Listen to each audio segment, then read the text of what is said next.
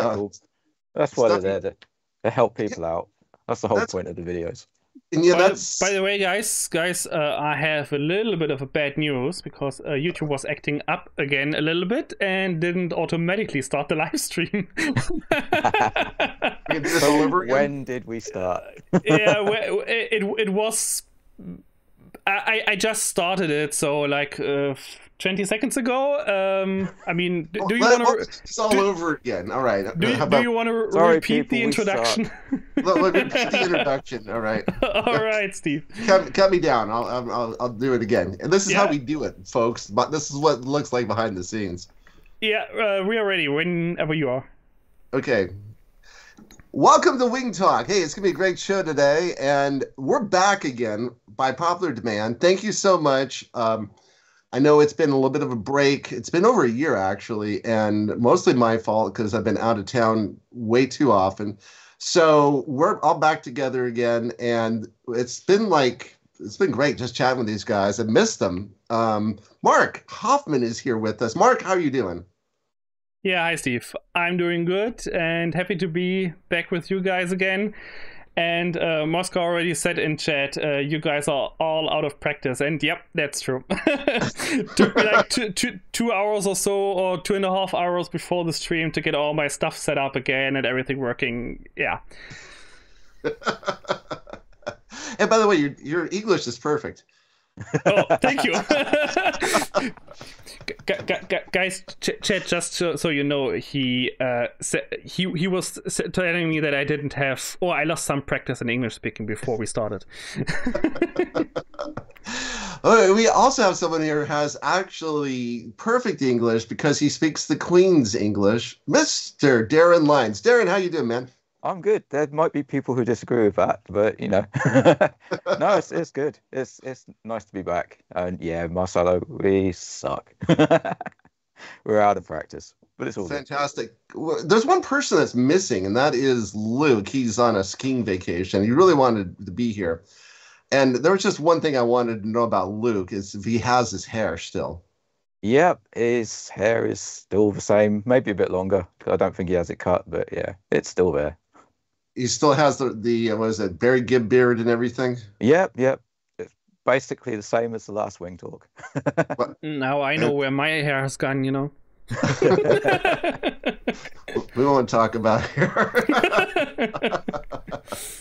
So fantastic. Well, I think the big thing is that we have, last time we were together, we were talking about INAV 6.0, right, Mark? It was just 7 was on its way, and 6.0. Yeah, exactly. Right. So now we've gone all the way through 7, and we're into the beta at 8. So for people like myself who somewhat lost the plot, can you help fill us in where we've gone, what's new, what's different? And yeah, I can do that. I mean, I cannot mention all the changes since Right. 7.0, of course. I mean, that's definitely too much. We had so much stuff going on since 6.0 was released with the new AHRS. Shout out to Shota. Great work. Still up to date. INAV wouldn't be there where it is right now without him. And after that, Horizon Drift was fixed, and we had so many tweaks in 6.1 and then 7.0 again, and even 7.1 with an updated altitude hold control and sensor fusion. So much was done in the core in INAV to get more precision, better navigation out of it, better GPS base data, basically. A lot of new developers came in over the last year and over the last 1.5 years and developed fantastic new features. So the last 2 years were great for INAV. Just to name a few examples, aside from that Horizon Drift fix, I mean it sounds a little bit weak, you know, when you just say Horizon Drift fix. It's actually a very big thing. oh my God, that's a huge thing. Remember, we were trying to figure out how we were going to fundraise $100,000 so we can help pay for development to have this fixed. Yeah. So yeah, we got so much stuff. We have the auto landing feature. We now have data reckoning with 8.0. The data reckoning navigation that allows INAV to navigate back or close to your home location even when the GPS fails. We have geozones, that's basically geofence on steroids in a way that no other no other open source flight control system has. All right. Let's slow down on all these because just these three things alone. The first one you mentioned was auto landing. Yeah. How well does that work? How does it work? So yeah, auto landing basically. The auto landing itself is a relatively simple feature in terms of implementation. We don't have like fancy stuff. What was it? Flight controller that can even scan the landing area and make altitude measurements to touchdown. Not Pixhawk. I can't remember the name right now. Anyway, so it's basically creating an automatic waypoint mission to first test the direction of the wind, heading and wind strength, then selects out of predefined approach paths that the pilot can pre-program at a home location or at a landing location, and then just flies a simple waypoint mission until the approach happens, and does the final landing glide and landing flare with motor cutoff until touchdown. So in general, the auto land is a relatively simple feature, but it works best if you have a well-tuned plane. That means proper pit tuning, rates, feed forward especially tuned well. You have your throttle control set up properly. You have maybe even your navigation pits tuned, especially on wings without elevator and rudder. They sometimes need a higher heading hold P, for example. And if everything is dialed in and you have a proper altitude and approach length, auto land works fantastic and can land your plane within a, let's say, 3-4 meter radius. Wow. Yeah, the thing I'm most curious about is a lot of times if you have an area that has trees or some kind of obstruction, sometimes you have telephone wires, and you just want to make sure you avoid the trees, the telephone wires, or whatever might be out there. Is this capable of doing that? Unfortunately, there are no autonomous avoidance features. So the pilot really has to know what he's planning, and that's why we have individual approach directions for each safe home location. And you can program up to 8 of them and set their specific landing spot and approach directions for each location. So you have to really plan with that pre-drawn estimated paths on the map. Right. How you set that up, yeah. As long as you know, like this area over here, a lot of times you have like maybe a few hundred feet of clear space. And if you had a landing path that you've predefined, you should be able to take that plane down without an issue, right? Yeah, absolutely. Okay. Well, that is fantastic. So that was the first feature. You mentioned 2 more. Yeah, another good feature is, for example, the geozones. That's now coming with 8.0. That's actually a very complex feature, and I don't want to go into detail too much. There are some demo videos from Sean Underwood on his YouTube. Okay. If he is in the chat, he can maybe post a link, or maybe Darren has one at hand. But basically what it does is you can define areas on your map, zones basically, that are either inclusion zones where you are not allowed to leave if you launch inside, or exclusion zones that you are not allowed to enter. And what INAV can do, if it's in any self-leveling mode except return to home, except waypoint missions, ignore them, it can automatically avoid them. So basically it will bounce off the barriers like a pool ball on a pool desk. It can automatically return to home, and the biggest feature, the biggest function of that feature is that it has an automatic waypoint planning algorithm that allows it to automatically circumvent no-flight zones where it's not allowed to fly over if it's in return to home. So this is basically the biggest deal here. If you compare that with other systems like Autopilot, or not sure about how Pixhawk does it exactly, but Autopilot, as far as I know, can only, you hit the wall, it either stops or lands, or it flies straight back home. And if it flies straight back home, it doesn't matter if there is a no-flight zone in the way, it will just fly through it. So that's a big difference, basically, what we have done in INAV. Wow. Oh, good. So I can't wait for them to steal all that hard work and put it right into Autopilot. Yeah, Sean's been slacking. There's no Geozone videos, but I popped one up for the Autoland. Oh, I think Sean. He posts. Yeah, I think that Geozone test he posted just on Facebook. He did not upload to YouTube. Slack. The reason why you should join the group. Yeah. Yeah, good point. Yeah, that sounds good. And so that was the second feature. The third one, I'm trying to remember what you said. Now that you say it. What was the third one? I forgot. We forgot. Yeah. A second. Yeah, the Dead Reckoning navigation. That's a good point. So basically, what INAV can do is, if you lose your GPS fix, for example, because of atmospheric interferences, or the GPS get disconnected, or you have a hardware failure or whatever, or in very rare cases, some people, for example, in the UK or in North Europe, you know that sometimes the military is testing GPS jamming devices or jamming systems. So you have areas where from time to time the GPS just doesn't work anymore. Also in some other regions of the world we don't want to talk about here. It basically allows INAV to continue the navigation based on very old school measurement techniques or navigation techniques. So you know your wind direction, you know your wind heading. That's something the flight controller can calculate. You know the estimated cruise speed of your airplane. And with especially with the compass, it's even more precise, and an airspeed sensor. INAV can blindly navigate based on time it needs from waypoint to waypoint, or to come back home just with the rough heading, to navigate back home without having a GPS fix.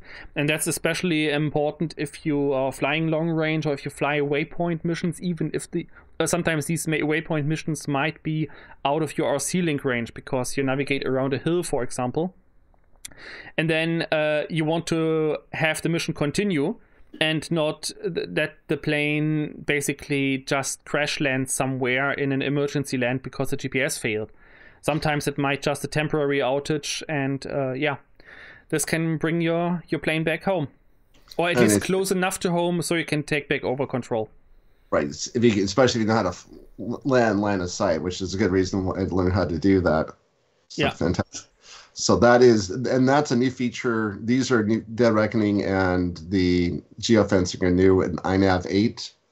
Correct, yeah. The Dead Reckoning actually was finished, I think, somewhere, or nearly finished, somewhere before INAV 7.1 was released, or shortly after 7.0, but it was not tested enough and still had some things that could be tweaked and done.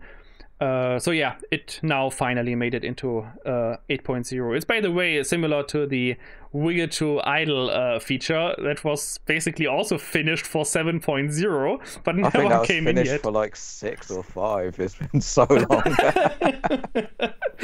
Yeah, but never was properly tested. So yeah, we never merged it. But now it was time. I think somewhere in summer or so.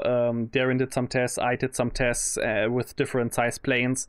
So that's working now very well, and it's also coming with 8.0 now.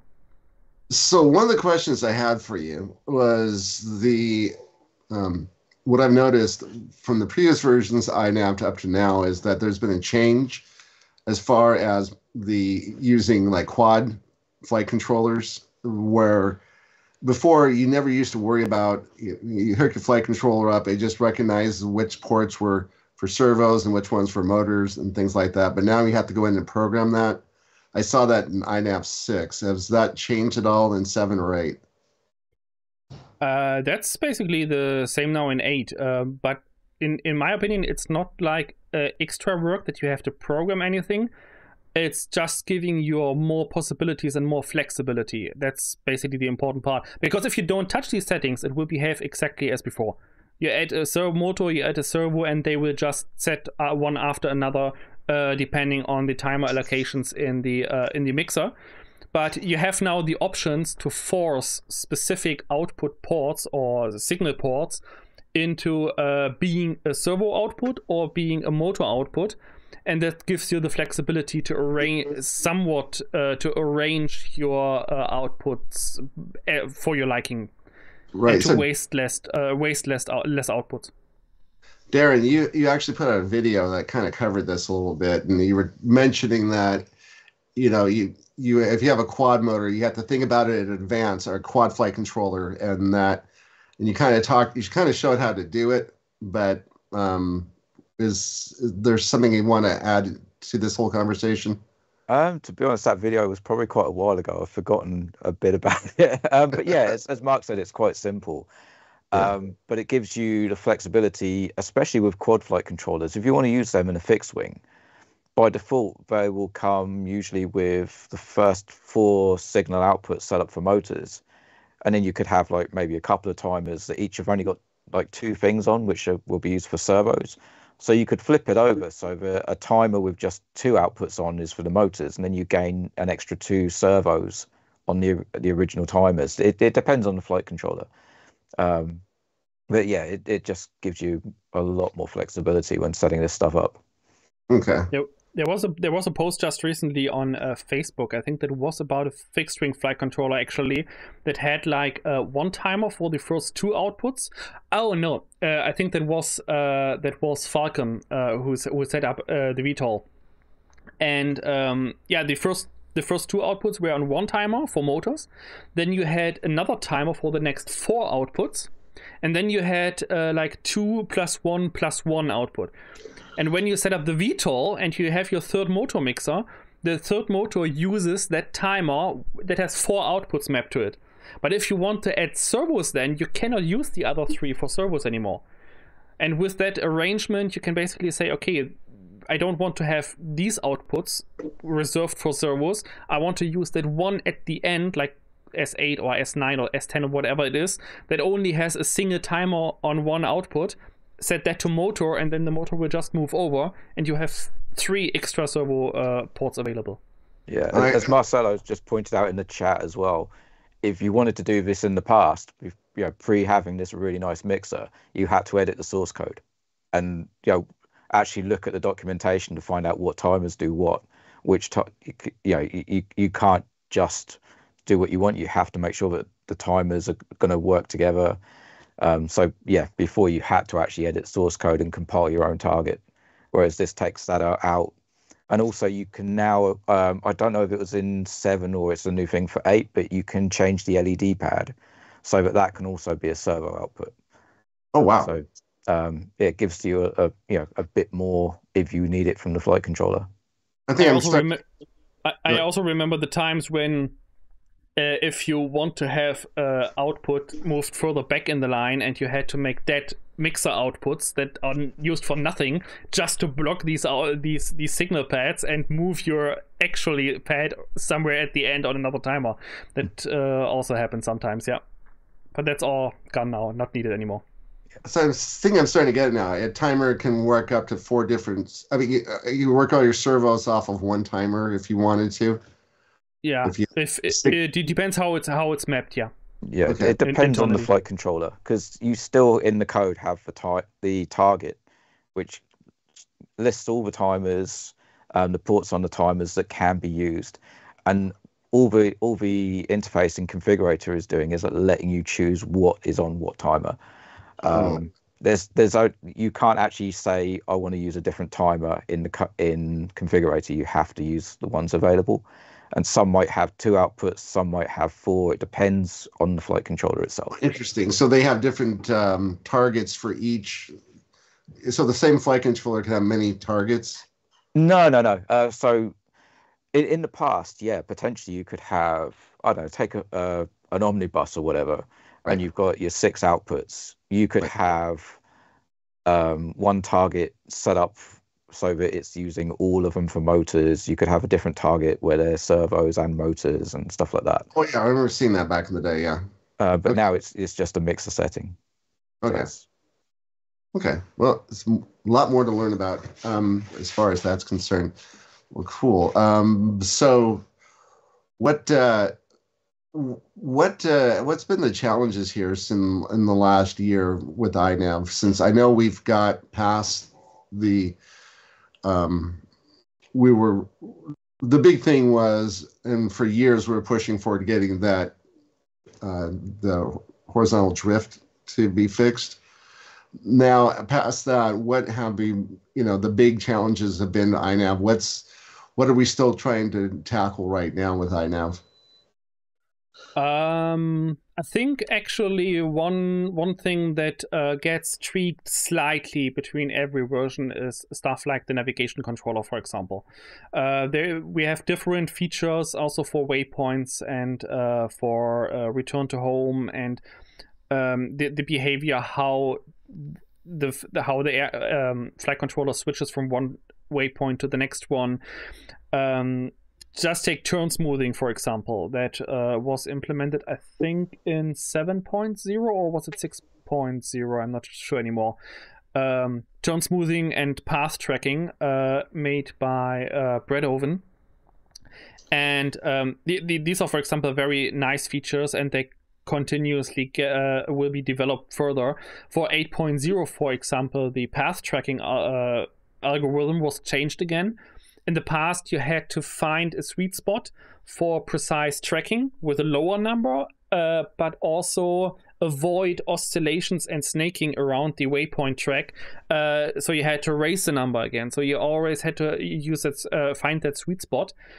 But with 8.0, that changes now, and the path tracking basically tells you how much meters of tolerance of the path you want to allow your plane to be in. The rest is fully fixed. And just for an explanation, if someone doesn't know what path tracking is, if you have 3 waypoints, for example, one here, and one here, so with a 90-degree turn, for example, usually INAV would fly to the first one, and if it's within a certain distance, that's the waypoint radius, it will start to turn to the next one. But if you have, for example, headwind, and it will overshoot, or if you have what's the opposite of headwind? Tailwind. Tailwind, it will overshoot, and headwind, you will undershoot. And then the next waypoint will basically flow in a straight line. That means if the plane turns too early, it flies in the straight line to that waypoint, to the next waypoint, while the previous waypoint was here, and this is the connection line. And path tracking, what it actually does is it makes sure INAV stays off on this connection line between the waypoints.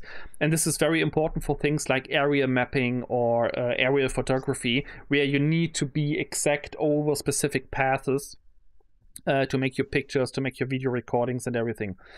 And that path tracking was now optimized. So you basically say, do you want to have your aircraft within 1 meter of that track, or do you want to have it within 10 meters of that track? It will work fine on probably 95% of all aircraft with any distance. The only difference is if you make it smaller and you have crosswinds, you have more banking to get back on track before it realigns with the waypoint. And with a higher value, you have more tolerance, but a little bit of smoother flight. So yeah, this is something that is optimized in 8.0 a lot. I tested that with the AR Pro without rudder. I tested that with the Altus with rudder, and it makes a big difference. And I have not seen any oscillations anymore. We did miss a little change in 7.0 and I think 7.1 VTOL or something like that. Good point. I mean, to be fair, we need to be careful here. I had that talk with Shota recently about that. It's actually not direct VTOL support. It's just a mixer switch, a real-time mixer switch that allows you to set up VTOL. That's Yes. Yeah. that's the point. It's not basically a native VTOL support with smooth transition and everything. There is something in the works, or might start to be worked on very soon, that goes more in the direction of native VTOL support with a proper transition system with automatic transitions. But this is in very, very early stages at this point. So yeah, there's not much definitive about it yet. Yeah, I mean that if we are mentioning stuff from 7.0 as well, there's little things like the in-flight emergency rearm, which a lot of people were, modifying switches so it's harder to disarm, which obviously is not good for safety. Whereas now, if you disarm in flight, you can just rearm within 5 seconds, and it instantly rearms, no matter what position your switches or throttles in. What was the other one? Oh yeah, OSD custom elements. It's probably something that not a lot of people like, but I absolutely love it. It basically allows you to, well, when I say like, I mean sort of use, but it allows you to, anything in the programming framework. So the programming tab, you can output to your OSD now. So it can allow you to do so much things like the VTOL. You can have an output for your VTOL position. There's examples for setting up, well, I say stall alerts, but obviously this is based on speed, where stalls aren't. It's all based on airspeed over the wing. So, but you can set up a stall speed alert. I really like it because I can have metric and imperial on my OSD. It's really useful because I fly with British people and French people, and they both understand different stuff. So. And the good thing is, in the past, we often had the situation that someone in the community asked, "Hey, can we have an OSD element for that? Can we have an OSD element for this? Can we have this information on the OSD?"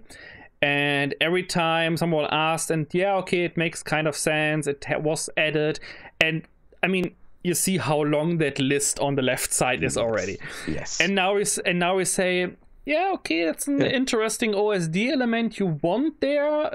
Probably no one else wanted. Make it yourself. Yeah, exactly. It's so useful.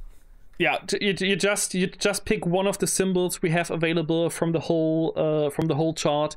You go in the programming tab. You do your math if you want from existing data, and yeah, you just create your own OSD elements as you want them.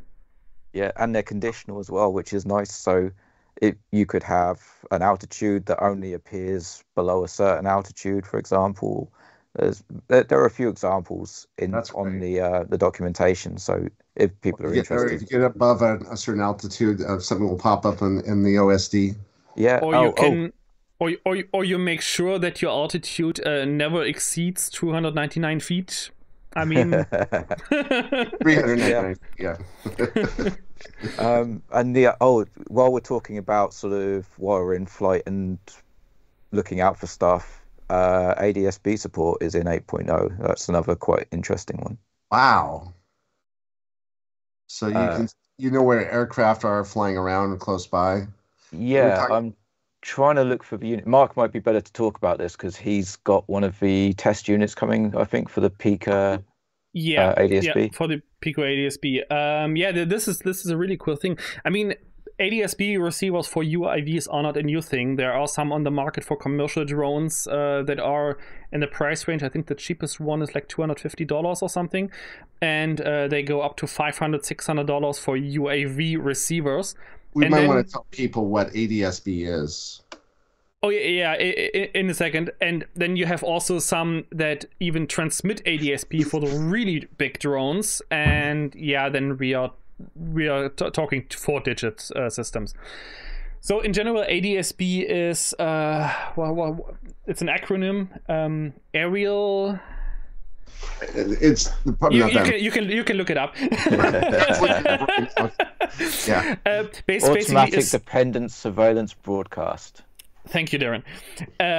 Basically, what it does is it creates a network of information of every aircraft in the area. Every aircraft posts its position, its serial number or registration ID, its altitude, heading, speed, all this information in data packets, and other aircraft in the area can receive these data and show you on the map. They can give you, or these computer systems can give you warnings if you're approaching another aircraft too fast or on the same altitude, this kind of stuff. And there is a project going on for quite a while now, I think for 1.5 years or so, if I'm not mistaken. It's called Pico ADSB, and that's a developer who creates their own ADSB receivers with his own custom firmware, custom PDB. That's basically as big as a receiver, like an RC receiver. And you can install that in your aircraft, plug it to the flight controller, and then you will be able to see the closest ADSB transmitting manned aviation aircraft in your OSD with the heading, with the distance, with the altitude, to make sure you basically don't get into its way, for example. So you get a warning on your OSD if it comes closer. And the best thing is, if you have this receiver on your aircraft, the INAV configurator and also the multi-read planner ground control station can download this information for every ADSB aircraft in range and show them on the map on your computer. And that's a really cool thing. But yeah, while we're talking about that, yeah, could also mention MLRS, I guess, because that would be the next one. So I was going to say before we jump off of ADSB, in the United States, they made it law that all the general aviation aircraft have ADSB as of like maybe 2 years ago. ADSB out is what they call it. Yeah. I think there are some regulations in Europe as well, but only, I think, aircraft above 4-point-something tons and above 250 knots cruise speed are mandatory to have it in Europe. So you will still have small aircraft without ADSB, but usually people have them in their planes. When I look on Flight Radar, for example, it's so rare that I see some hobby pilots with their Cessnas, and I cannot see that on AirMap. So usually they have them. Fantastic. MLS. Yeah, MLS. This is a really big topic, or it became a really big topic over the last year.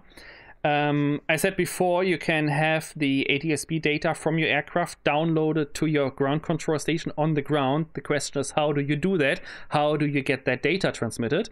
And here MLS comes into play. MLS is an RC links protocol or system, basically, not a protocol, comparable to existing ones, but it does a completely different approach. There is a new module like this one, for example, with a 3D printed case made by Matec. Okay. You can have that in 2.4 and 868 or 915 megahertz, whatever your region is, or whatever you prefer, ultimate range or higher speeds. And the difference to other link systems is that MLRS focuses on serial data transmission. And the RC link is basically, or the RC data is basically embedded in this data link. While on other RC link systems, you have the RC data packages that just piggyback serial data additionally with a lower priority. And basically MLRS... Second? And it actually works. And it works, yeah. That's an important point.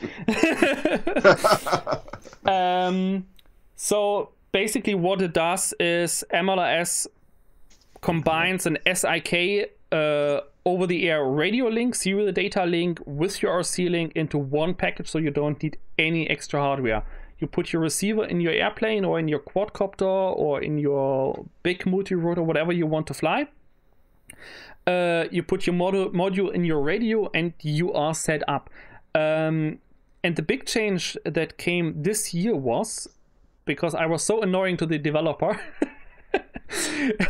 over months that MLRS not only supports Autopilot, what it does since 3 or 4 years already, basically from the beginning, but now also the MSP protocol that INAV uses.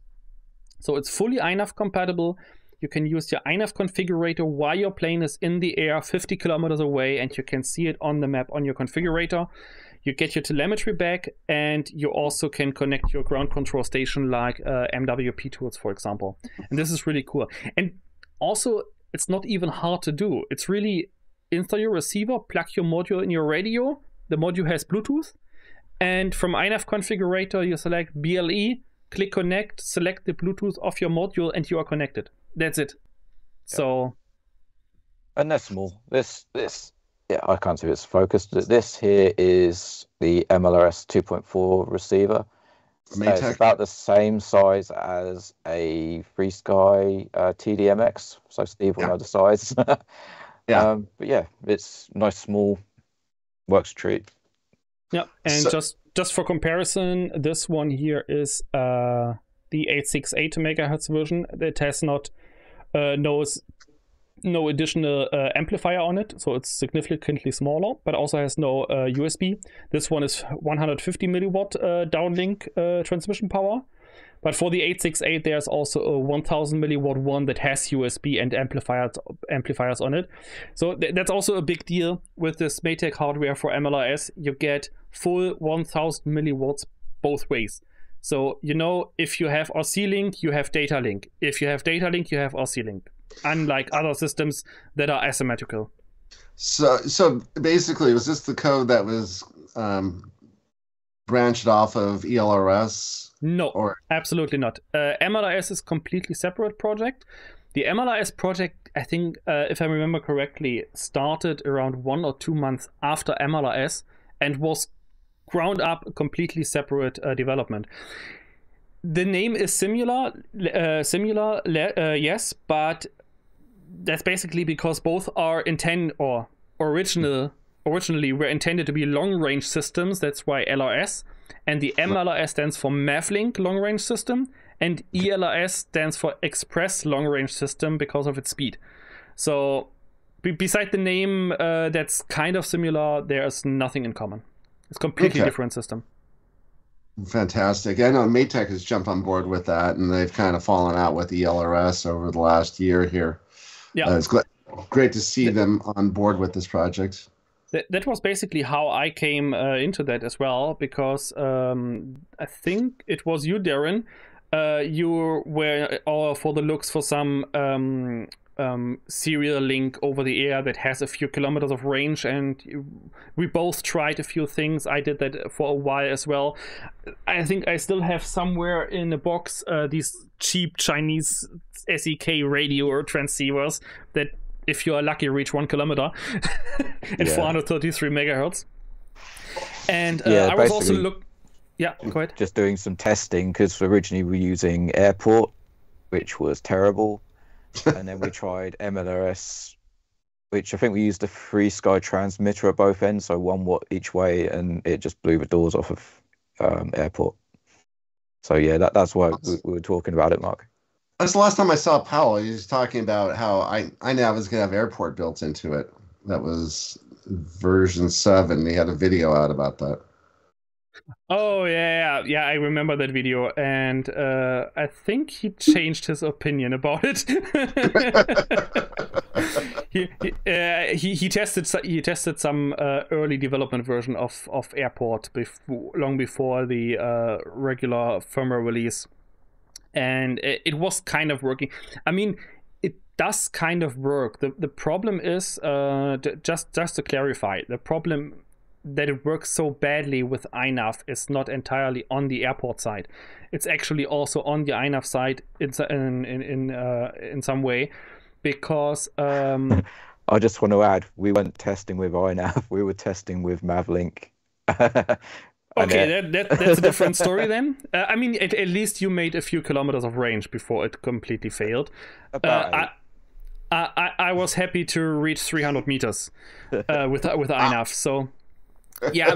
The problem is basically, disclaimer, I'm no export in that whatsoever. But from what I understand, Airport has no serial buffer, so it cannot get a full message at full UART speed, store it in a memory, and then send over the air slowly before it gets the next one. It has to send it as soon as it comes in over the serial port.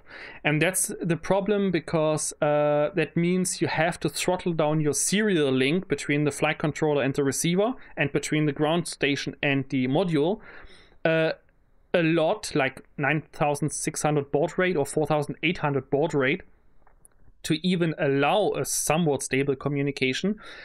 But the problem is that in INAV, the parser for the MSP messages cannot handle these slow serial speeds, and somehow it locks up, and then you don't get any communication anymore until you completely kill the link and reset it and reestablish it again until it fails again. We don't know why, but to be fair, any proper over-the-air data link should have a serial buffer.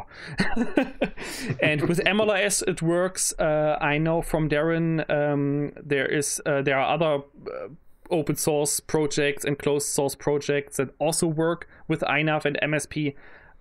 So there's no reason why it shouldn't work with Airport if it's done properly.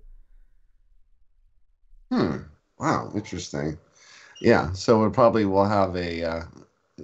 we'll probably have a Lewis script out for that sooner or later for MLRS for FreeSky, so you have that as part of the ethos. The one thing that would be really cool. That's basically the INAV Lua still is not for ethos available. We have the Yapu mapping widget. One second, let me complete my sentence before you interrupt. Yeah. Now you got Fly Me to the Moon widget that could replace the INAV Lua for ethos. So basically, I was ready to get a X20, but now I have MLRS and I miss the MLRS widget.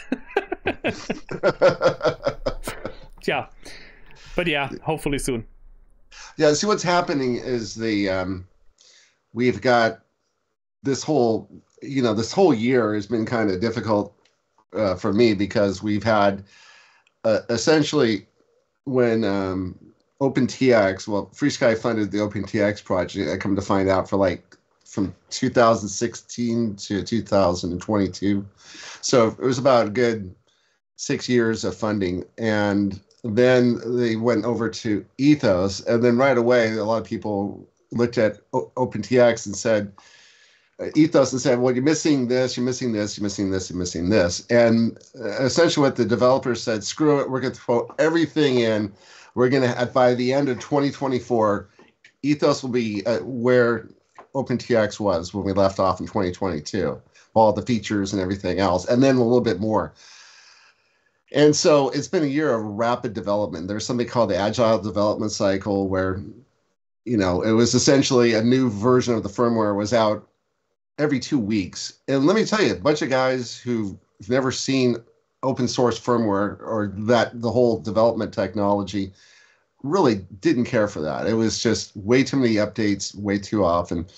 But we finally made it through the cycle. Now, at the end of the cycle, and this happened, I would say, starting a few weeks ago, one of the guys who was the primary developer for OpenTX started messaging me, and he was, actually, I've been talking with him for years now, but one of the things I wanted was, hey, can you do feed forward for Spectrum receivers, so you can program them with the ethos-based transmitter?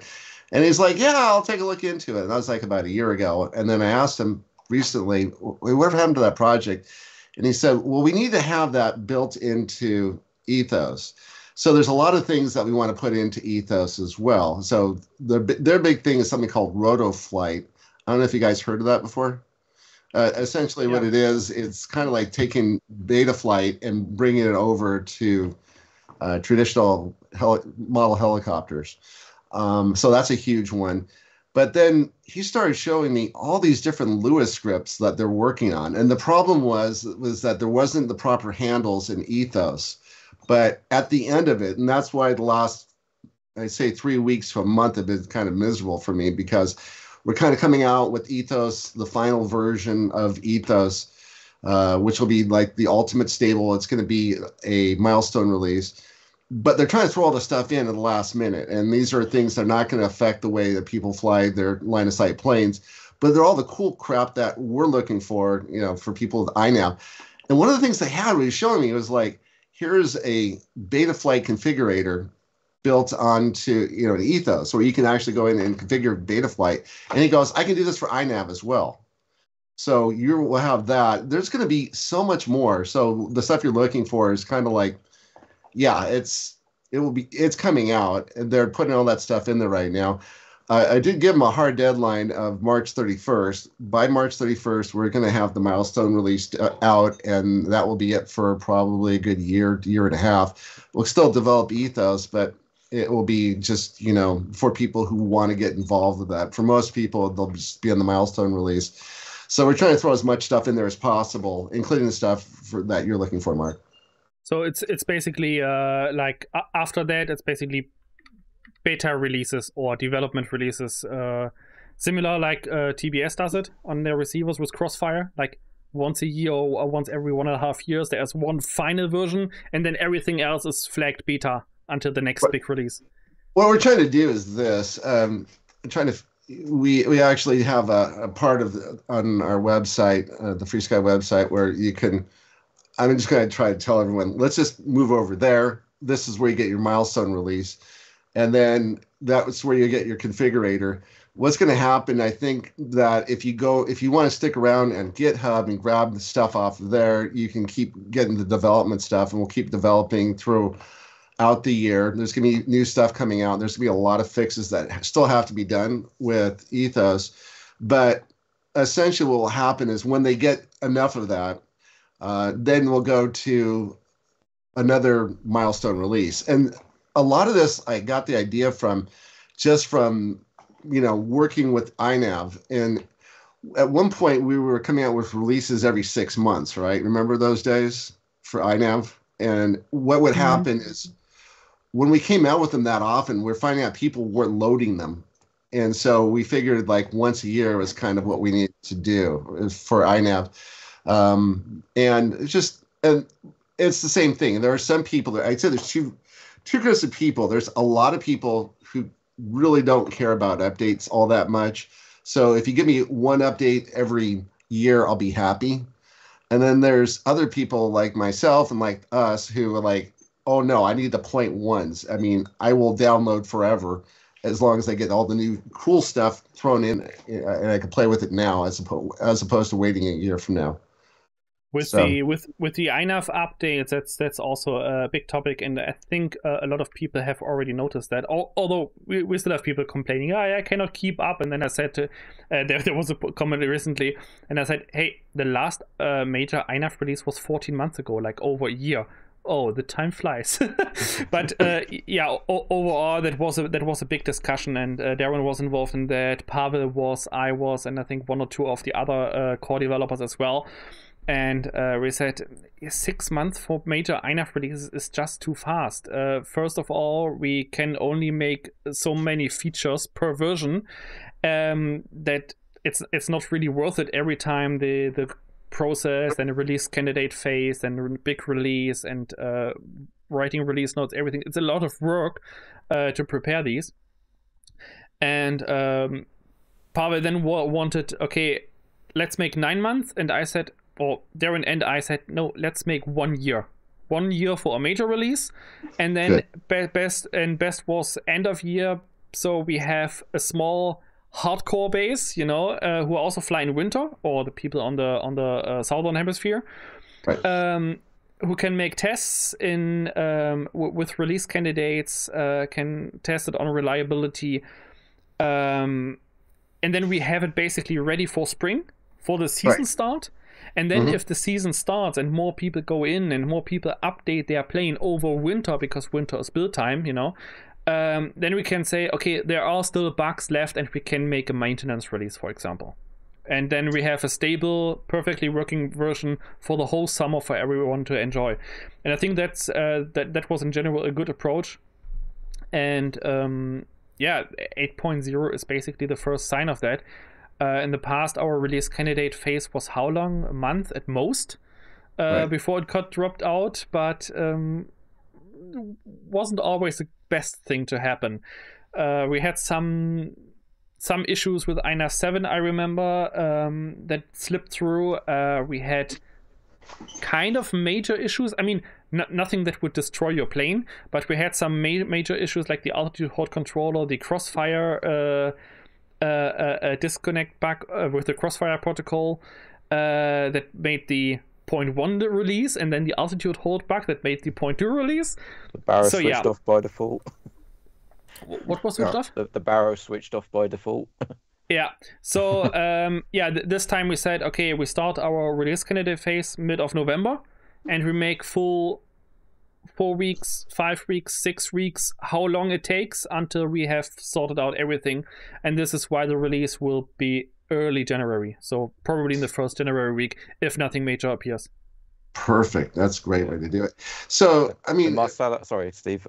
Marcelo has also pointed out in the chat that we also have nightly releases now. So people who do want to test for very, very latest stuff, which could have bugs in it, there is a nightly release of both configurator and the firmware. So bleeding edge people, they can get their kicks as well. But the way I see things, because now I've gone through the cycle now twice. First with INAV, now with Ethos. It seemed to be like there was a certain with INAV.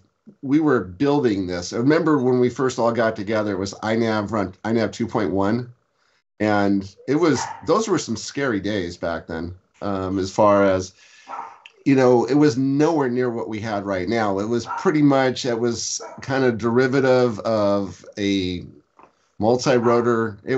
I think the original plan for INAV was that it was supposed to be just a different version of Betaflight with GPS. And I believe it was Powell who decided to throw in fixed wing as well. And he had an interest in that. And from that, the community grew, and then the interest grew, and that's kind of pushed INAV. But I think it was really like around INAV, I would say 5 or 6 before it was really something like, yeah, this is something that's very solid, and this is worthwhile. This is where we should have been all along. What do you think? Yeah, I guess so. To be honest, I've always just remembered it with the fixed wing stuff. I think that was like 1.7 I started using INAV. Yeah. But yeah, it's I mean, at the time I don't think it was scary. It's just now that we have all these great features, we look back and it's like, wow, we were using that. It just gets better and better every year. And yeah, I mean, all my aircraft are flying on master, so everything is just the latest, like the nightly release, I guess. And I also think there just one more feature that came up my mind that we should also talk about is in INAV 8.0, and that's the iTerm lock. And I think a lot of people, especially with small builds that are very agile, high rotation, high pitch rates, they will love that feature. I guess you have already read about it, Steve, as you are nodding. For our chat, what it basically does is it locks the integral in to 0 and also attenuates all the pit controls if you have very rapid inputs in acro mode, or even in other modes if the plane does quick maneuvers. And the result of that is that if you are coming out of a very sharp roll or very fast roll or very fast pit maneuver and you suddenly center your sticks, the plane is not overshooting anymore and bouncing back because the iTerm is winding up and pushing it back into the previous position. And this will massively change the game for people who like to fly aerobatics, because you can ramp up your integral value now a lot and have a really locked in plane. You can basically knife edge with sticks released when you tune it properly, and you will not have any bounce back anymore after a roll. And this is a really great thing for aerobatic flyers. And I think for me, for my testing, that was I just recently joked about it. It was probably the most expensive feature for me, because I used a full fuel tank of my car just to go out and back to the field and test every new build with Pavel. I think we worked a week on that until we finally had dialed it in to a level where I liked it. And I tested that on small planes, like on the T1 Ranger. That's very, very agile and usually had bounce backs. And INAV basically flies in acro mode, nearly the same as in manual mode, just that it even stops sharper than before. Wow. So, yeah. Fantastic. Ooh, so what, now you started to mention some of the hardware. I'm glad we got into MLRS. I was going to ask about that.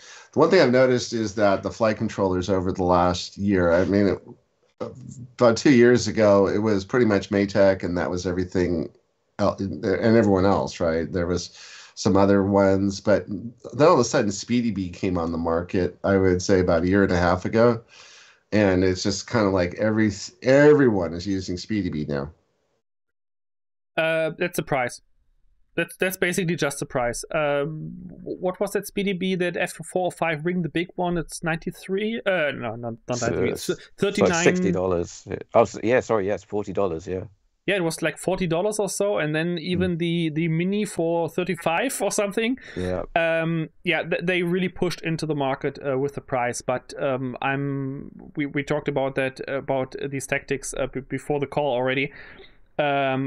I think that will not last long. So everyone who gets a SpeedyBee wing flight controller, get one, put them in your shelf. I guess the next one will be more expensive. There is actually really a change with more wing flight controllers coming out in general over the past years. As you said, the first one was Maytech with the F405 wing, the first one that was actually fully focused on fixed wing. There was also that SP Racing, no, not SP Racing. The F35, is that the one you're thinking about? Yeah, the F35 Lightning flight controller that was kind of fixed wing focus with its breakout pins for servo connections with power rail, but you still had to install an external power supply because it has no regulator for servos integrated. Would you believe that the Maytech, the F405 originally came out in 2018? The Maytech F405, no, that was earlier. It must be in 2017, I think. At least. Because I moved to the city in 2016, and I started my FPV hobby 1 year later. And that was my first wing flight controller I bought like in late summer or so of 2017. Right. Okay, so yeah, that's how old that is. I mean, we've been having that around for quite a while, and that I still have two, including that first one still in service today. Yeah, they're great. Those things are bulletproof. Yeah, absolutely. And yeah, now we see the SpeedyBee. We saw Skyzone. Not Skyzone. Diatone. Releasing wing FCs. Holy Bro. I have another one that looks really beefy. It's like on par, if not even better in specs than the Maytech H7. There's a H7 coming in for validation of our INAV target. So yeah, there are a lot of flight controllers coming in right now, and it's looking really interesting. And they learned hopefully from their mistakes, because the first non-Maytech wing flight controller were a little bit of a disaster, with either very bad regulators, with very bad barometers, or no regulators at all, like 1.5 volt for everything, servos and CPU, and that's a really bad idea. So yeah, they are getting better, and we are getting more of them. And to me, this is a sign that the FPV market also acknowledges that wing pilots are also important, not only quad pilots. That's great. What I noticed, there were also some planes that came out from Atom RC, which were had the flight controllers built in, the wing flight controllers built into them, but they were not really quite configured, so you kind of had to do your work on that. The Atom RCs are the ones I meant with the 5-watt regulator for everything, and that's not a good idea. And I told them they should change that maybe before release. They did not. I hope they do that for the next one. But I think they brought a new one with a separated regulator, as far as I know. They have a second generation in their portfolio, but I don't know the name exactly. Speaking of planes, is maybe a good time to talk about planes that have come out or anything of interest. I mean, we used to do, every year we would have a survey as what are you flying this year in the group, and what it turned out to be was kind of the same 10 planes flying all the time. It was, everyone had, and then they would go up and down in popularity. It was one year, it was, the most popular plane was the AR 900 millimeter version, and then they came out with the AR Pro, and then that became the most popular. And then, I don't know, have you seen a lot of changes as far as the actual planes themselves over the last couple of years? That's actually a good question. I think the Dolphin is pretty popular, and the new Altus as well. I think they've been pretty popular for new planes. Yeah, I would say so. There are more coming out, so I see less AR Pro posts actually over the last 1.5 years. That's because they've all broken them. You trying to launch them. They've all broken them trying to launch. That's why. Yeah, probably because it's so hard to launch. So hard to launch. Nah, jokes aside, I think since or over the last few years we had a lot of great planes coming out. I mean, I know Henrik will probably oppose that opinion because he complains about everything. But no, on a serious note, yes, they all have their flaws. None of these planes is really efficient. None of them is really super robust. But in the end, for most of us, that doesn't really matter. We want to have a plane we can easily launch, we can easily fly, and that is fun to fly. And some of them that are really famous at the moment and will probably stay for a while, for example, the T1 Ranger. Because for quad pilots, the T1 Ranger is basically the perfect entry wing. You can bash it around like a quad. It's fast, it's nimble, and you can crash that thing like crazy without breaking anything. Mine here, this one, I had to disassemble the Voxnay because I broke no, I didn't break it. It failed shortly after I launched the Voxnay VTX. But I have crashed this thing at a 45-degree angle at 100 kilometers per hour into the ground. Wow. And all I had was a slight crack here in the nose somewhere. That was it. The wings just pop off if you crash. You know, you just put them back in, you bend your props straight, and you fly again. That's it. So this is the kind of planes that are probably most popular nowadays, that you can just misuse, and you just a drip of glue, pop the wings back in, make the maybe swap a prop, and then you just throw it and fly again. And I think that's the important part nowadays for people to get into the hobby. Darren, what do you think? Yeah, no, I agree. I mean, I've got a T1 that I'm building slowly, but yeah, there's been quite a few planes, and you see quite a few posts about them to see how popular they are. I mean, like there's the Swordfish, but as Mark says, they all have sort of downsides. The Swordfish is pretty efficient, but it's so compact. It's you can't really get much battery in it at all unless you really plan to build. Yeah, there's a lot of choice out there, and also the other thing with the T1, of course, which is makes it great for beginners, is that it's a twin prop puller, so launching is so easy with it. Right. Same goes for the Altus, I guess, as well. That would be good for beginners. It's again a twin prop. And a good advantage of these twin tractor props is they are quiet. They are so quiet, so you have no problems if you fly near urban areas. Perfect. Oh, good. Yeah. So you like those. I remember that was what was it? There were like every year we had a couple different planes would come out. There was one year it was one from uh, the Alba Bird. We had the Alba Bird, and then you had another one that was like that Alba Bird that came out from Adam RC. Um, there, I forget the name of that one, but anyways, yeah, those big planes were popular. There were twin pullers as well, The and then binary, the not binary the that binary many, was the Sonic model one, right? And Yeah. that was yeah, That was that the many called Crosswind the Mini as well, binary. yeah, the Crosswind Mini was quite popular, which is again a bigger puller twin. Yeah. But they're awesome aircraft. I mean, the Albert Bird is awesome. The Crosswind Mini is awesome. It's just that a lot of people are wanting smaller at the moment. right. Yeah. But yeah, if you want to fly a lot, then the Crosswind or the Albert Bird are pretty good. Which kind of makes me wonder. I mean, we did a survey, and this went back a number of years ago. Maybe we need to run it again, which was we asked people in the group, how far do you fly on your typical flight? And we found out that most people flew within about 3 kilometers of where they were standing. Within visual line of sight, that's where we all fly. We all flew in visual line of sight, absolutely. Just kind of, yeah. We all have There's, eagle eyes. We just have good eagle eyes.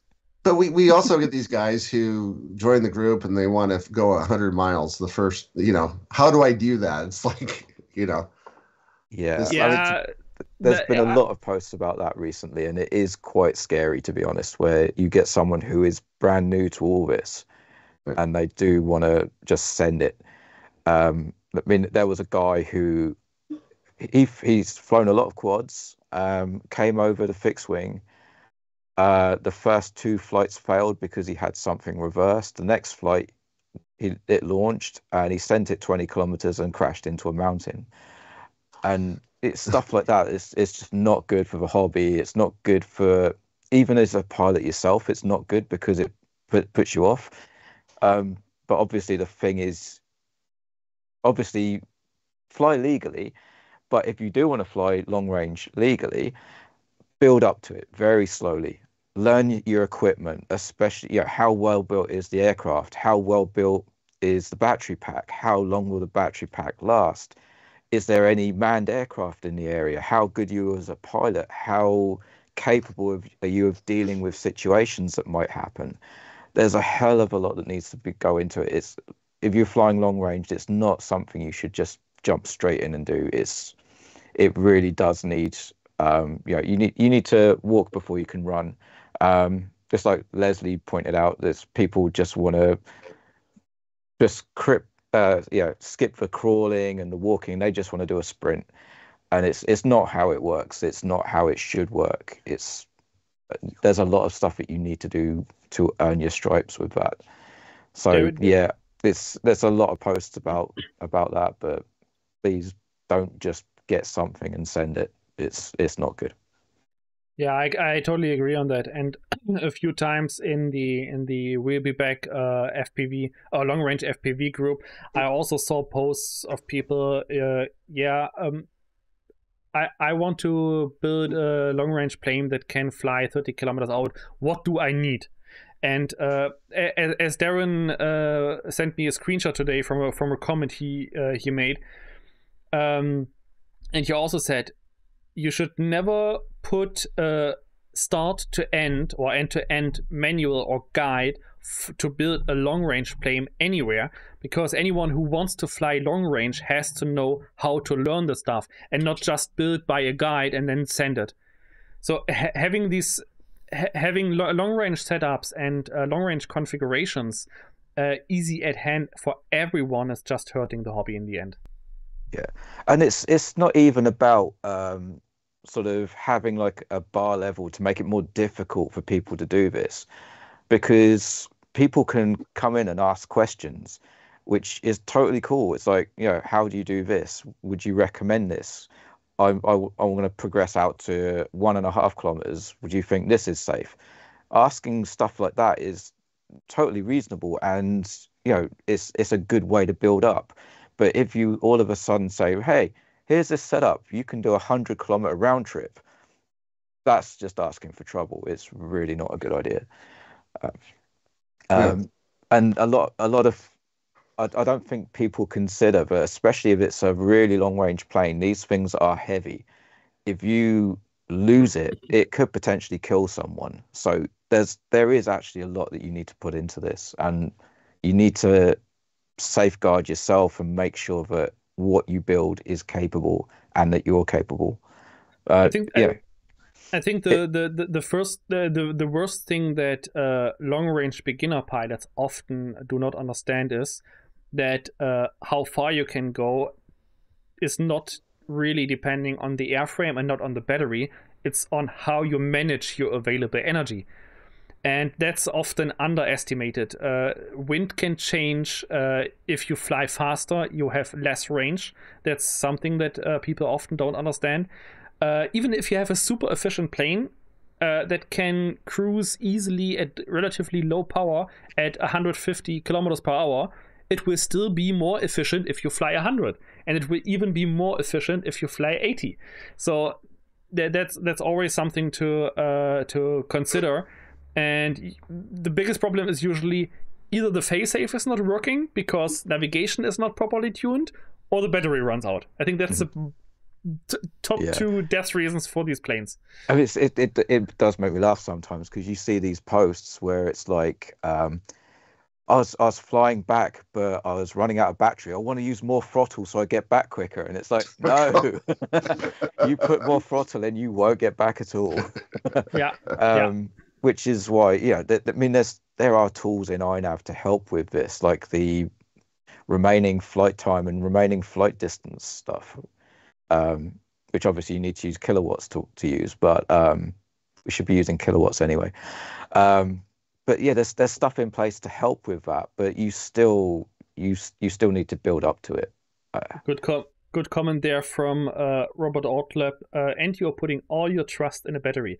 That's absolutely true, and that's why I never fly long range with LiPos, because LiPos can, if they're just laying around for months, a little bit too high voltage, a little bit too low voltage, they can degrade so fast.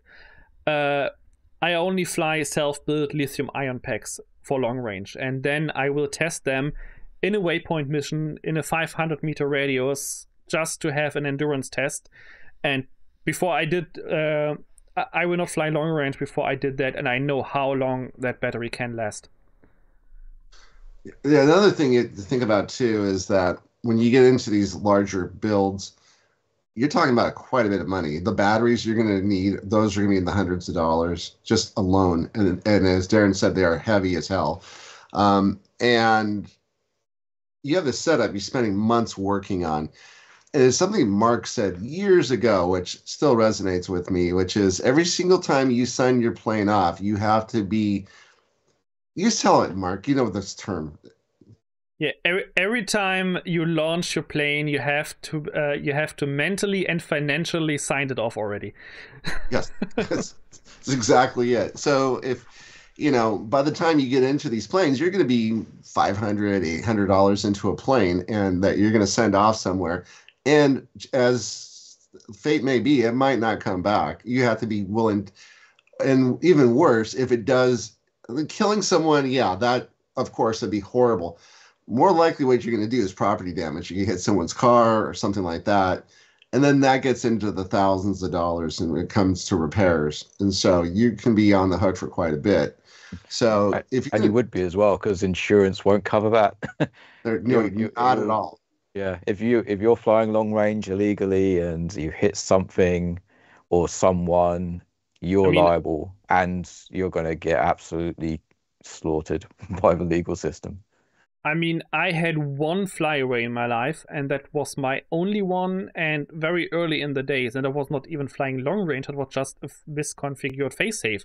So the fail-safe was set to done nothing, and I was in cruise mode, and I lost the RC link. And yeah, in the end, a few months later, the plane was found, I think, 15, 16 kilometers away in a sandpit. But it came back to me. By the way, that still has one of the Matic F405 flight controllers that is in service today. So if you're going to do long-range FPV, there's places you can go to. well, we're fortunate in Southern California. You got a lot of open desert out here. You can go fly as far as you can see and hit nothing. So, yes, I think we're going to take a quick break here. Let's wrap this up for a minute or two here, and then we'll come back. And then I think we're going to get into our closing when we come back here in about 2 minutes. So, everyone, please stay tuned.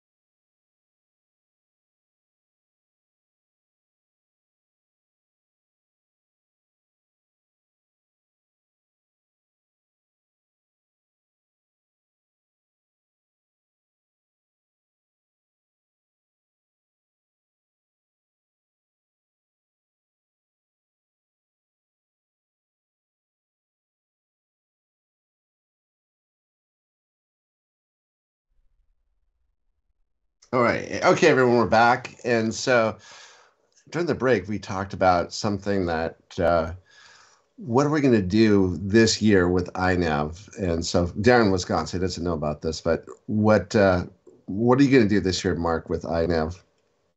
Yeah, so for the remainder of the winter and for the next season, I will probably upgrade my whole fleet.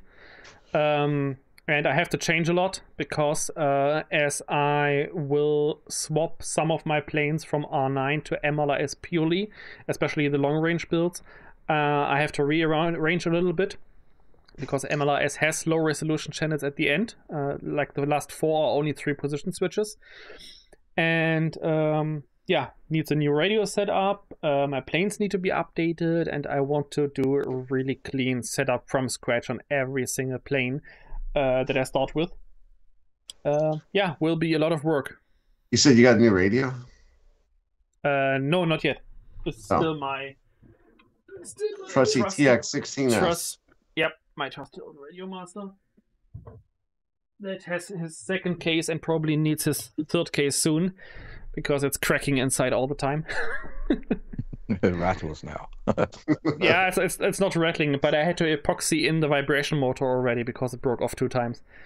So yeah, it's not the best material quality. But yeah, a lot of plain rebuilds I have to do. Install a little bit of Walksnay Digitus stuff in a few of them. Swap receivers. I'm a bit back into quad flying also. I just recently bought a used 7-inch copter where I had to swap the flight controller because F722 is feature limited now. So yeah, a lot of plans with my fleet, but no new build planned at the moment. What about you, Darren? What's going to happen this year? I'm got a Phoenix 2400 that I'm building so I can test a new feature for INAV. I've got a load of stuff I want to build, to be quite honest. A load of stuff I probably said I was going to build last year, but yeah, the Phoenix 2000 I want to get built so I can test a new type of Vario, total energy Vario for INAV, which will be pretty good for glider pilots. Oh wow!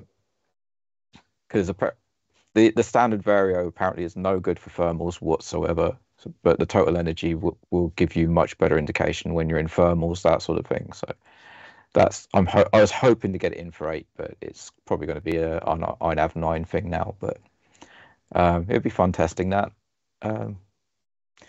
So yeah, it just I want to get the T1 built. I want to get my Nano Goblin built. I need to fly my Dolphin. I've got another Dolphin build I want to do. So yeah, quite a bit, and it'll all be on INAV 8 or the Master, so it's the latest version. You guys are kind of locked in for the winter right now, right? There's really no flying going on right now in Europe. No, they're flying today at my flying field. Depends on the temperature. I mean, low temperature is not the problem, but when it's low temperature and wind, then yeah, I don't go out. You get quite a bit of that. Okay, so that sounds good. Yeah, I've got a lot of updating to do with INAV planes I already have set up that need to be updated to INAV 8 now. So, and then I have let's just say I had an unfortunate accident with my one of my favorite. I had a Bixler 3. I love that plane for INAV. It was great. It was big, dependable, slow as hell. It flew great. And one day somebody came along and he was an old timer who was watching me fly, and he was watching it fly, and he was giving me the play by play. And he said, "Now you have your smoke pump on." And I said, "This is an electric plane. There's no smoke pump." He's like, "Well, it's on fire." And so yeah, I get I try to bring it back to where we were, and I get it, and it ended up landing in a tree and towards the top of the tree, and the whole thing was melting, and it was melting down hot foam. And so it was just hitting the ground, it was catching the ground on fire. So I'm in my Crocs, and I'm trying to stomp out the fire. And then they called the fire department, and then those guys showed up, and they're like, "Yeah, hey, whatever, we'll just put it out. Thanks for letting us know." And so that whole plane is gone, and I rebuilt it, and I just got to get that one. It's just about ready. I just got to get everything works except the motor timing.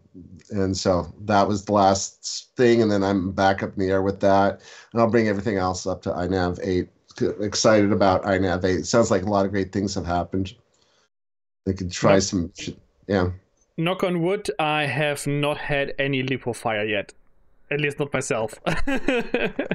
This wasn't a LiPo fire. The battery was fine. I think what it was, this little speed controller, little 40 amp speed controllers. Those the ones you get for like $13 from AliExpress or Banggood. I had one of those in there, and the thing worked great for years, and all of a sudden didn't work so well anymore. So that's something else you got to keep in mind. Those things can catch on fire, and then you got something that can start a fire somewhere else. So yeah, true. So that's the kind of stuff we're looking at. Well, I think is anything else you guys like to discuss? Oh, we should talk about how often we're going to do this. The biggest problem I have is like there are essentially when you look at daylight savings time, so it's usually a month right as daylight savings time changes. So that's when the days get longer. That's when all the flying events happen. So usually starting around April, May, that's when I go crazy. Then you kind of have a bit of a downtime in the middle of summer, like July and August, because it's just too hot everywhere. Not as busy. And then September or October tends to get really busy for me.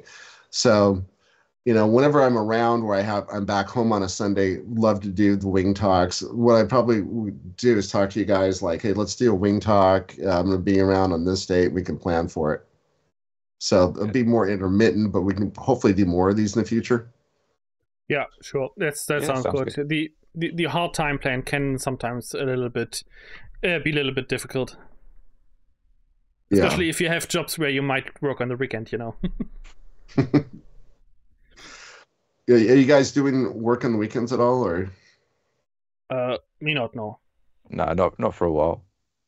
Okay. Yeah, I know you were gone for quite a bit, Darren, doing things we can't talk about, but we were. But yeah, it's interesting because when we started, I mean, this whole wing talk, I was a guy who ran a commercial photography business. Darren worked in a sign shop, and Mark worked at Dell. And so, yeah, nothing changed, at least in my case. Yeah. So I'm glad that you're doing well because I guess Germany's really, as I understand it, has had a really tough time over the last year or so. Yeah, I try to ignore that, although it's hard to ignore. but I think that's not the place to talk about politics here. Yeah, I know we're not going to talk about politics, but it's just kind of like we complain about a bad economy here in the United States, but as I understand it, it's nothing. You talk about Europe, it's much worse. Things we take for granted here, such as our gas is over $5 a gallon. I mean, I think you guys would gladly take $5 a gallon gas. Yeah, probably. It's so cheap in America. Even when you're complaining it's expensive, it's oh yeah, but I go to like these little towns and I'm paying like $3 a gallon for gas in small parts of Midwest or South, and I'm like, how come our gas is $1.50 more a gallon? But yeah. But on the other hand, we don't have to spend $200 to go grocery shopping each week, or Yeah. Oh, I mean, it's also expensive here, but not as expensive as in the US, as far as I heard. Maybe it depends on the region. Yeah, it depends. On the like state. Some things like bacon used to be like $2 or $3 a pound. Now it's like $11 a pound. So some things are bad. There's some things. One indicator I looked at was years ago, like during the first recession, the major one back in 2008 with the whole financial markets collapsing and everything. That I remembered I was buying oatmeal and it was 59 cents a pound. Now it's about 82 cents a pound.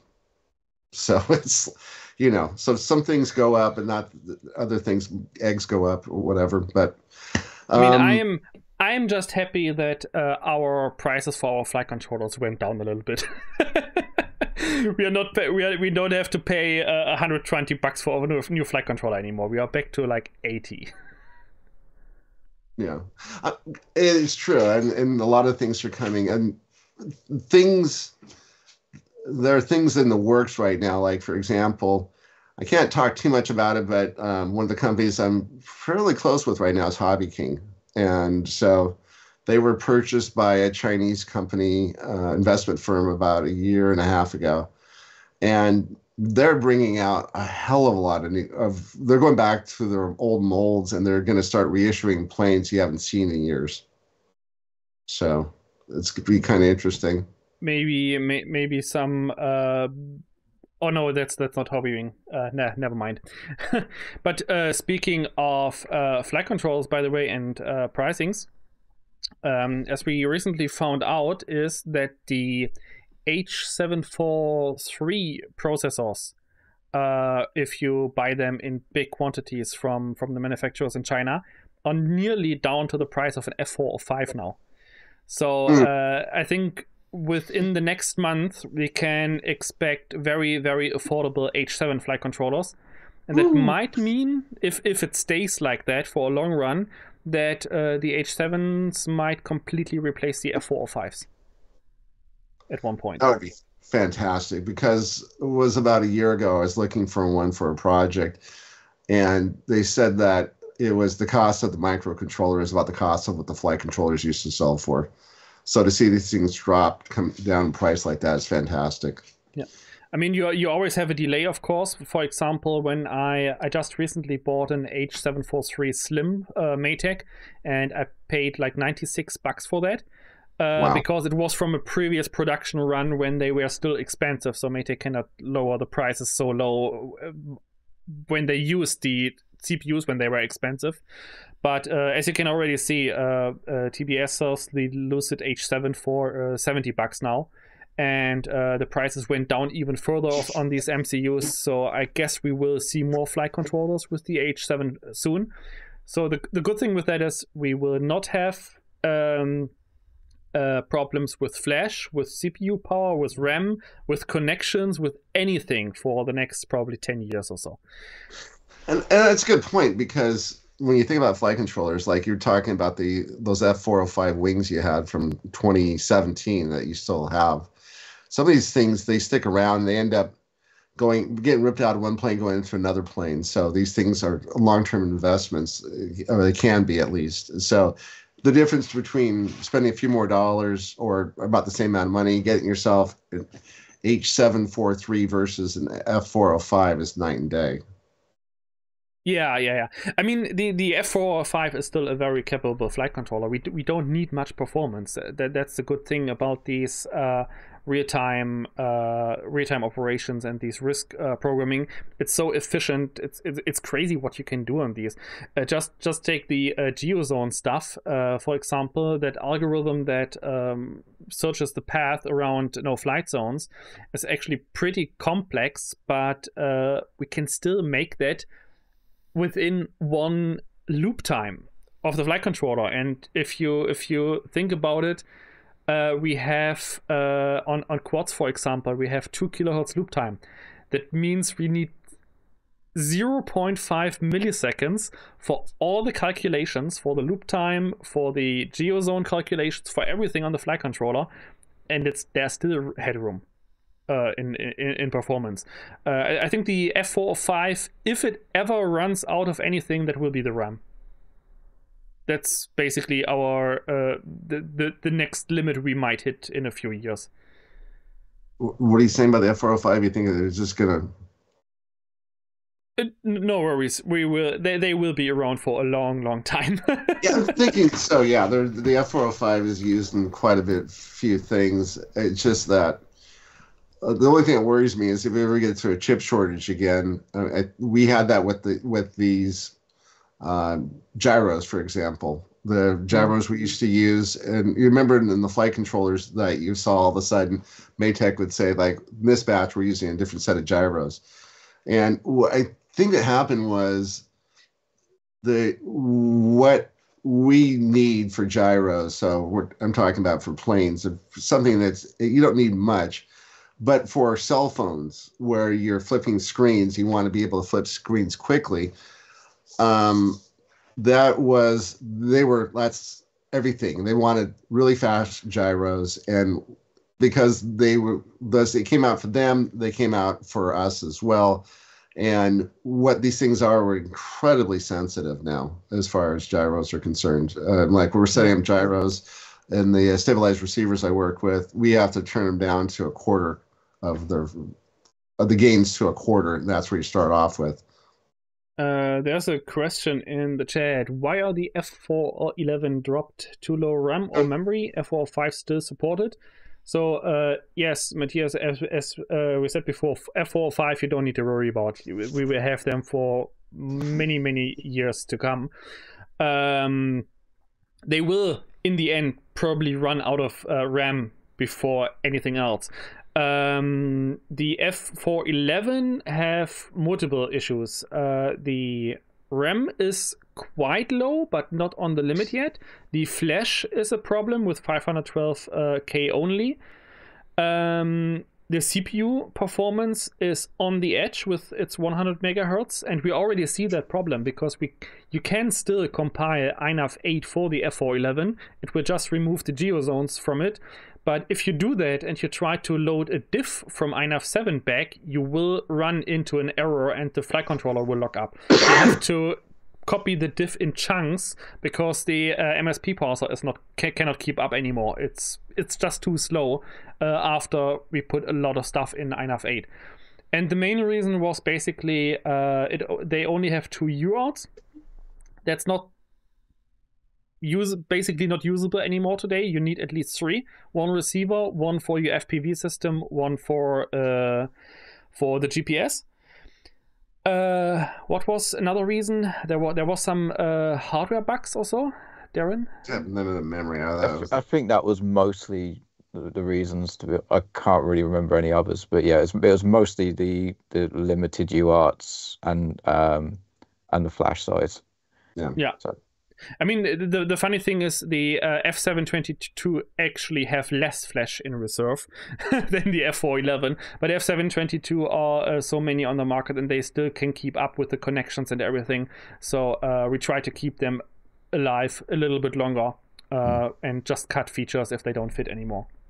Yeah, and just in case anyone was interested, what we mentioned about earlier for cost of the MCUs, the F405 is $1.97 if you buy 100, and the H743 is $4.29.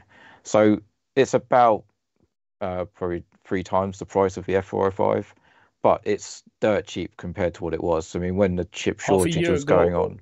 Half a year ago, the H7 were like $15, $16. Yeah. If you buy 100. And chip shortage time, there was 60. So, yeah. I remember that. So yeah, they're dirt cheap now. The H7s. Yeah. Remember when Maytech first came out with the H743 and they're trying to sell it on Banggood, but there was no way INAV wouldn't work with it. So people were buying these things like 2 or 3 at a time, and we had like 6 months where people were just banging on us all the time. Hey, I bought this flight controller. I can't use it. Make it work with INAV. There were some, I believe, they were like $43 for that flight controller. It's the H743 Wing by Maytech. It was about $43, $45 at the time. The H7, the H7 was always around to 100, even to 120 during chip shortage. I paid £60 for the H743 Wing version 3, and the version 3, slow, yeah. Version 1 when it came out. Yeah, then it was like over $100. Yeah. That was over 100. Yeah. It doubled. I think the H7 Slim V1 was around 100, and the H743 Wing, the big one, was 120. Wow. When it came out. Yeah. Not when it came out, because I definitely paid £60. So yeah, ballpark €60. For the Wing, and then about 2-3 weeks later, it was double. Yeah. Oh, okay. Yeah. As soon as it was available for INAV, it went up in price. I remember that. No, it's chip shortage. And the chip shortage made it go through the roof. Yeah. Yeah, because when I bought mine, it was just the very, very start of a chip shortage, and yeah, literally 2 weeks afterwards, it was double the price. Something more in the chat here. ePepper asking, will INAV change for modular builds like Betaflight? Only needed code and flash. There is actually no really point in that. First of all, we don't have the programmers, the developers, to build up a complete cloud build environment, because you basically have to have your own compilation server that the configurator is connecting to. Telling the configurator would tell the server what you need, what modules you need, what features do you need activated and whatnot, and then compile it and download it. But actually for INAV, that would only serve the F722. For all other flight controllers that are still supported, there's no point in having a cloud build because we have plenty of free flash. And even for beta flight, it's actually weird because now they are cutting off the F722 as well, and they are not allowing new targets anymore, despite having cloud builds. So, yeah. I don't see a point in that to make that, just to keep the F722 alive even longer. I mean, we will still support it. They will get smaller features. They will get optimizations. No worries about that. Probably at least until INAV 10, so for the next 2 years. After that, we will see.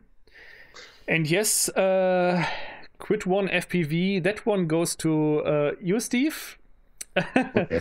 Bring back the F722 WPX. Yes, please. But just bring back the Pixar OSD. Just sell it as a chip. You want those? I got like 100 of them in my warehouse. Yeah, send them over. I take them. I take them and sell them for like $10 or so. No, I mean they are. It's so annoying actually. The flight controller I put out of the quad, that F722, was the F722 PX with the Pixar OSD, and I had to remove it and put the H7 in because of the flash size and the feature limitation. So yeah, I would love to have Pixar OSD in that quad. We have the stand-up Pixel OSDs. Remember those? Yeah. That's what I mean. Yeah, I've got like 100 of those things, and then we have like maybe 100 of the. We have that original. We had the wing version of the board.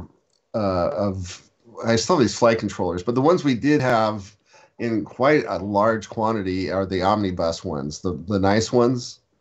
So we have those as well, both of them with the nice OSDs. So message me afterwards. I'll talk to you about it. But yeah, get those. I heard nice ones and omnibus in the same sentence. I mean, the original ones are okay. Only the originals, but 411, they've only got 3 UARTs, and you can only use 2 of them. No, okay. That's all right, but yeah, for a lot of small builds, that's what I liked about them, because I used them a lot on flying wings, where you didn't really need more than 2 servos and a motor, so you can get away with that. Yeah, until you fly digital, like DJI or Voxnay or HD0, and then you're toast. The one question I had is, what's up with Powell? Is he still working on the project? Yeah, he is online now and then. He also has some personal stuff going on. He posted on YouTube about it. Oh, okay. Sorry. On the YouTube community page. Okay, but so who's the primary INAV developer now then? That's Marcello Mosca here in chat. He is the primary maintainer at the moment. Oh, nice. Well, fantastic. Glad to have him in chat.